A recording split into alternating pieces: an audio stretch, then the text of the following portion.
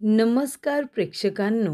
आजच्या एपिसोडमध्ये इथे आता जानकी एकटीच येऊन आपल्या रूममध्ये बसलेली असते.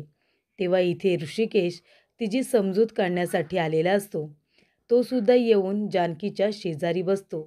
तेव्हा ऋषिकेश म्हणत असतो, जानकी काय झालं? कसला विचार करतेस तू? तेव्हा जानकी म्हणते, ऋषिकेश तुम्ही बघितलंत ना, ती ऐश्वर्या किती नीचपणा करते. मी लग्नाला परवानगी दिली तशी लगेच डिवोर्स पेपर घेऊन आली आणि आता मला सही करायला सांगते. तेव्हा इथे ऋषिकेश म्हणतो, हां मग?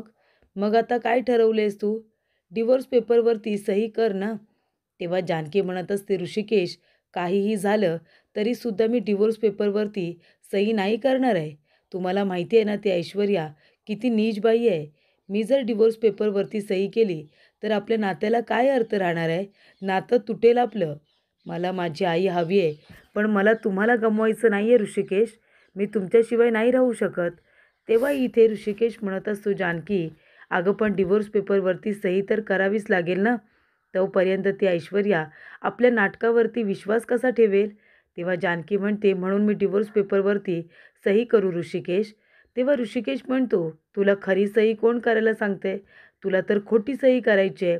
हे बघ, हे पेपर जरी खरे असले ना तरीसुद्धा त्याच्यावरती सही मात्र आपण खोटीच करायची.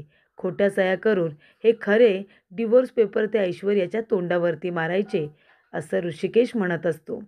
त्यानंतर प्रेक्षकांनो, अवंतिका भयंकर चिडलेली असते. अवंतिका म्हणते, काय गं हे ऐश्वर्या, डिवोर्स पेपर आणून तू जानकी वहिनीला दिलेस? एवढं वर्ष त्या दोघांनी त्यांचा इतका छान संसार सुरू ठेवला होता आणि आता तू जानकी वहिनीचा संसार उद्ध्वस्त करण्याचा प्रयत्न करतेस. ऋषिकेश दादांबरोबर लग्न करायचं आहे तुला आणि त्यासाठी डिवोर्स पेपर घेऊन आलीस. मुळात तुझं हे जे लग्न प्रकरण आहे ना ऋषिकेश दादांबरोबर, ते मला पटलेलंच नाही आहे. तेव्हा ऐश्वर्या म्हणते, तुला नाही पटले ना तर ती गोष्ट तू तुझ्याजवळ ठेव. तुला काय करायचं आहे गं? एकतर आता मी एकटी पडले, माझा नवरासुद्धा मला सोडून निघून गेलाय, एकटी झाली आहे मी. आणि इथे कुठे मी माझ्या अस्तित्वाचा प्रश्न आहे, माझ्या बाळाच्या भविष्याचा प्रश्न आहे, म्हणून मी माझा विचार करते, तर लगेच तुम्ही सगळेजण मला बोलायला लागलात. तेव्हा इथे अवंतिका म्हणते, अगं काय बोलतेस तू ऐश्वर्या? एखाद्या व्यक्तीचा संसार उद्ध्वस्त करून तुला तो संसार उभा करायचा आहे. अगं ऋषिकेश दादांबरोबरच का? का तुला त्यांच्याबरोबर लग्न करायचं आहे? मला माहिती आहे ना जानकी वहिनींचा राग करतेस म्हणून तुला ऋषिकेश दादांबरोबर लग्न करायचं आहे ना. मी ओळखते गं तुला चांगली. तू इतक्या नीच पातेला जाऊन विचार करशील ना याचा कधी आम्ही विचार केला नव्हता. तेव्हा ऐश्वर्या म्हणते, गप्प बसा तुम्ही दोघेजणं. इथे ती जानकी आता जेलमध्ये जाऊन जेव्हा बसेल ना तेव्हा हे सगळं मला सांभाळायचं आहे. तुम्ही काय दोघेजणं जाल मुंबईला निघून, पण त्यानंतर ऋषिकेश एकटे पडतील. या घराची जबाबदारी माझ्यावरती पडेल. ओवी एकटी असेल, तिची काळजी घ्यावी लागेल. माझ्या स्वतःच्या बाळाची काळजी घ्यावी लागेल. किती कामं करावी लागणार आहेत मला, याचा अंदाज तरी आहे का तुम्हाला? म्हणून मी इथे आता स्वतःच्या अस्तित्वासाठी इथे लग्नाचा निर्णय घेतला आहे. तर तुम्हाला तो सुद्धा बघवत नाही आहे. हे बघा, मला काय आयुष्यभर एकटंच राहायचं आहे का? इथे एकतर सारंग जेव्हापासून गेलेत तेव्हापासून मी कसंबसं माझं जीवन काढते. मी काय माझ्या आनंदासाठी हे लग्न करत नाही आहे, कळलं ना तुम्हाला? माझ्या आनंदासाठी नाही करत आहे. माझ्या बाळाच्या भविष्यासाठी मी हा लग्नाचा निर्णय घेतला आहे. पण तुम्हा लोकांना तो निर्णय मान्यच नाही आहे. आपले मध्ये मध्ये बोलताय. तेव्हा ऋषिकेश म्हणतो, ऐश्वर्या अगं तुझी ही नाटकं आहेत ना ते आमच्यासमोर करू नकोस. माझ्यासमोर आणि अवंतिकासमोर तर हे नाटक तू अजिबात करू नकोस.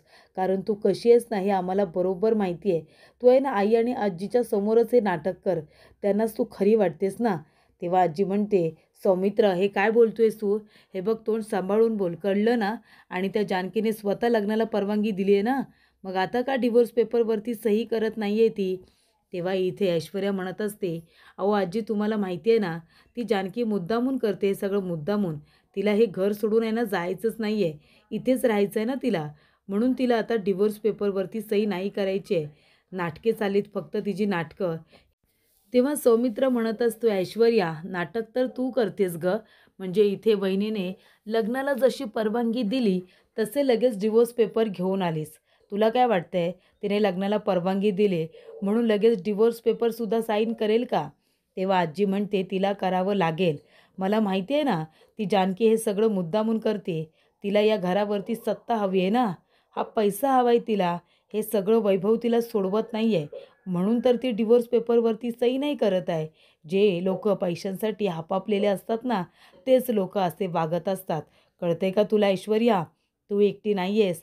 कुणीही तुझ्याबरोबर जरी नसलं ना ऐश्वर्या, तरीसुद्धा मी, ही आजी तुझ्या पाठीशी खंबीरपणे उभी आहे. तेव्हा अवंतिका म्हणते, "आजी, तुम्हाला जे जानकी वहिनींबद्दल वाटतं ना, ते सेम मला ऐश्वर्याबद्दल वाटतं. पण तरीसुद्धा तुम्ही नेहमी या ऐश्वर्याला पाठीशी घालता आणि जानकी वहिनीचा तुम्ही राग का करता? कधीतरी माणसाकडून चुका होतात, पण तुम्ही तर प्रत्येक वेळेला जानकी वहिनीला चुकीचं समजता आणि ऐश्वर्याची बाजू घेता.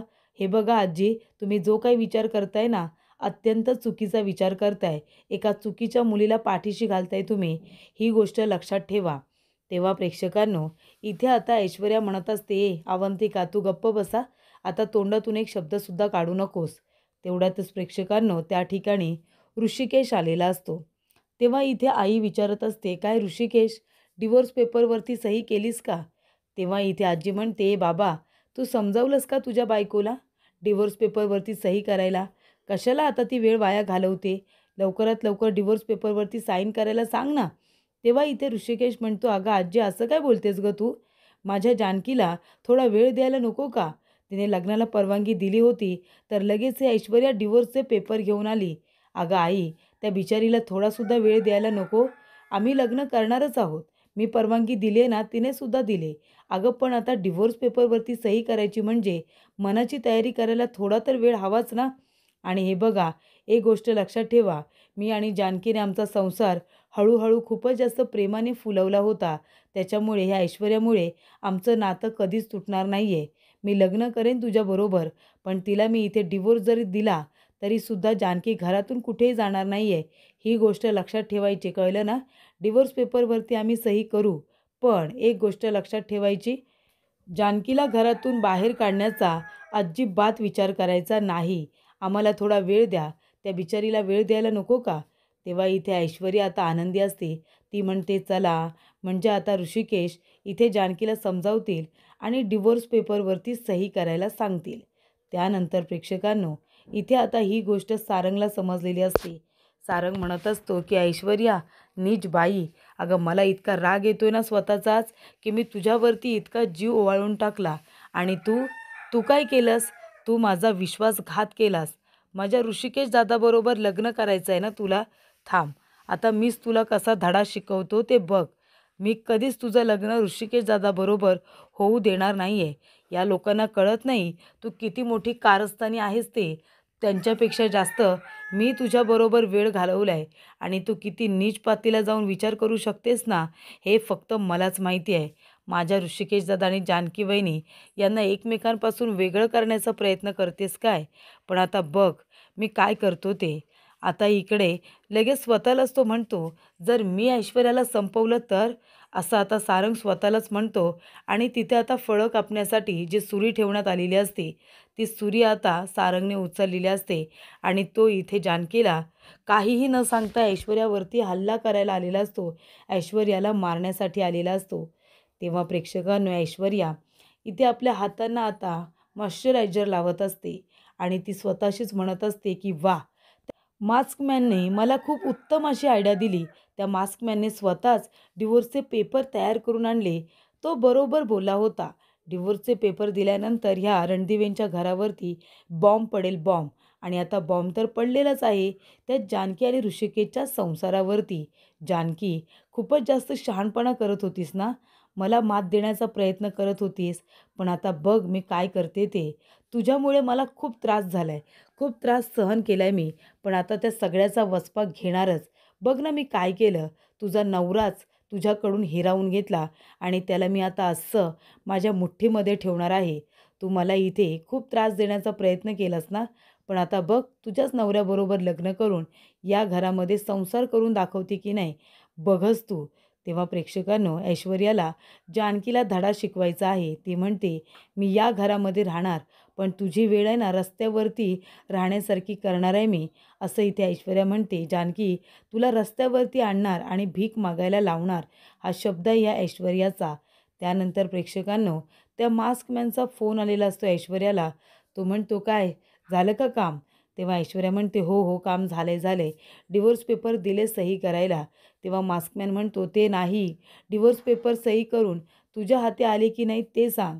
तेव्हा इथे ऐश्वर्या म्हणते, नाही, अजून डिवोर्स पेपरवरती सही केलेली नाही आहे. पण हे बघा, लवकरच डिवोर्स पेपरवरती सह्या होतील आणि मी ते तुम्हाला देईन. तुम्ही अजिबात काळजी करू नका. मला फक्त थोडा वेळ द्या, उद्यापर्यंत डिवोर्स पेपरवरती सही झाली असेल. कारण ती जानकी आहे ना, तिचा खूप जीव आहे ना ऋषिकेशवरती, ती सहजासहजी त्याला सोडेल असं मला वाटत नाही आहे.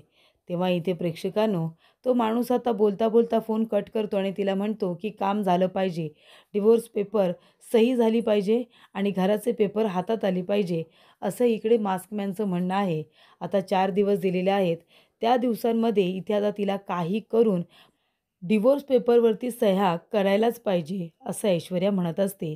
तेव्हा ऋषिकेश म्हणतो, जानकी अगं कर ना सही, आपल्याला खोटी सही करायची आहे, कुठे आपल्याला खऱ्या खऱ्या सह्या करायच्या आहेत.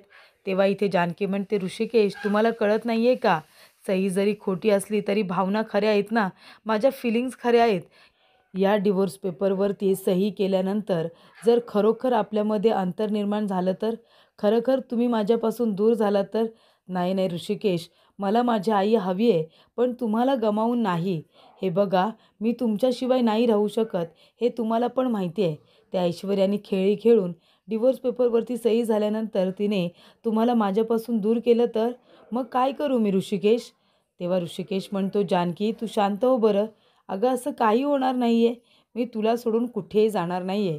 एवढ्या वर्षाचं नातं आहे आपलं, आपल्या दोघांचं लग्न झाल्यापासून आपण एकत्र आहोत आणि आपण आपलं हे नातं हळूहळू फुलवलं आहे. आपल्या नात्याची दोर इतकी कमकुवत नाही आहे की कुणी येईल आणि आपलं नातं तोडून टाकेल. कळतंय का तुला जानकी, आपल्या नात्याला कुणीही तोडू शकत नाही. ती ऐश्वर्या तर मुळीच नाही.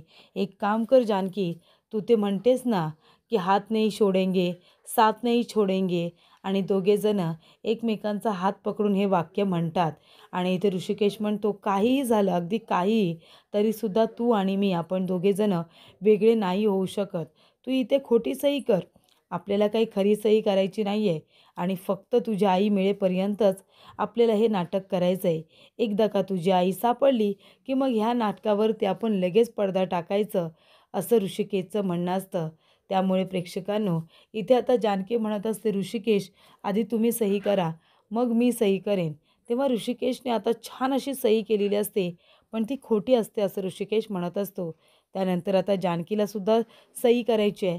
जानकीसुद्धा आता स्वतःचं नाव जानकी असं लिहिते, पण ती खोटी सही असते. तेव्हा ऋषिकेश म्हणत असतो, जानकी हे बघ, आपल्याला दोघांना आता हे नाटक करायचं आहे जोपर्यंत तुझी आई सापडत नाही तोपर्यंत.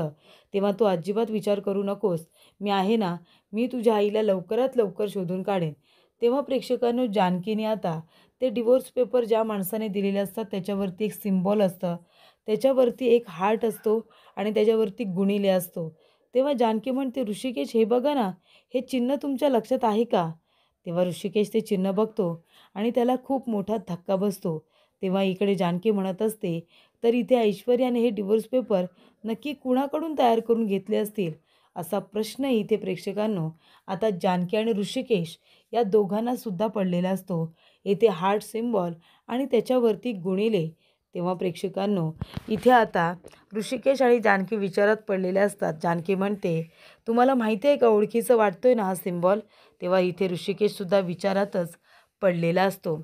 त्यानंतर प्रेक्षकांनो, इथे आता मास्कमॅन जानकीच्या घराच्या बाहेर उभा असतो आणि तो घराकडे एकटक बघत असतो आणि तो म्हणत असतो की, जानकी अगं भूतकाळातल्या गोष्टी दिसल्यानंतर खूप जास्त आनंद होतो ना. आणि इथे भूतकाळातल्या गोष्टी म्हणजे त्याच्यासुद्धा हातावरती तो असा हृदय, हार्ट आणि त्याच्यावरती गुणिले असं काढलेलं असतं. तेव्हा इथे आता सारंग मागे आलेला असतो. सारंग बघतो त्या माणसाला, त्याचा चेहरा बघण्याचा प्रयत्न करत असतो, पण चेहरा काही दिसत नाही. तो माणूस एकटक आशीर्वाद बंगल्याकडे बघत उभा असतो आणि तेवढ्यातच इथे सारंग आता थांबतो आणि म्हणतो, हा माणूस काय करतोय आमच्या इथे, कोण आहे हा माणूस. तोपर्यंत मास्कमॅन आपल्या गाडीमध्ये बसून निघून गेलेला असतो. तेव्हा इथे ऋषिकेश आणि जानकी यांना ही बातमी सांगितली पाहिजे असं सारंग म्हणतो.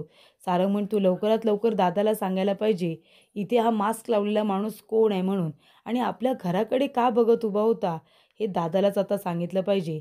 तेव्हा इकडे आता अवंतिका म्हणत असते, ऋषिकेश आणि जानकी वहिनी हे दोघेजणं लग्न करतायत ना, हे मला अजिबात पटत नाही आहे. तेव्हा सौमित्र म्हणतो, आणि आता तर काय डिवोर्स पेपरवरती सह्यासुद्धा करायचे आहेत. पण मी काय म्हणतो अवंतिका, ते दोघेजणं जर लग्नाचं नाटकच करतायत, तर नाटक करत करत सुद्धा सही करू शकतात ना. अवंतिका म्हणते, सौमी अरे काय बोलतोयस तू हे? अरे लग्न केले त्या दोघांनी, इतकी वर्ष त्यांनी संसार केला, एकमेकांवरती विश्वास ठेवून, एकमेकांवरती प्रेम करून. अरे डिवोर्स पेपर खरे असले, सही जरी खोटी करायची असली तरी भावना खऱ्या आहेत ना, फिलिंग्स खऱ्या आहेत. आणि म्हणूनच इथे जानकी वहिनी आता इतक्या इमोशनल झालेल्या आहेत. त्यानंतर प्रेक्षकांनो इथे सारंग म्हणतो, अरे दादा तुला माहिती आहे का, अरे इथे आपल्या घराच्या बाहेर आहे ना, एक माणूस उभा होता मास्क वगैरे लावलेला, इथे विचित्र कपडे हॅट वगैरे घातली होती, आणि तो माणूस इथे बाहेर आपल्या बंगल्याच्या बाहेर उभा होता. तेव्हा इथे सौमित्र म्हणतो, सारंग तू कुठे आहेस? तू आपल्या बंगल्याच्या बाहेर काय करतोयस? हे बघ सारंग, तुला जर ते ऐश्वर्याने बघितलं तर किती मोठा प्रॉब्लेम होईल तुला माहिती आहे का?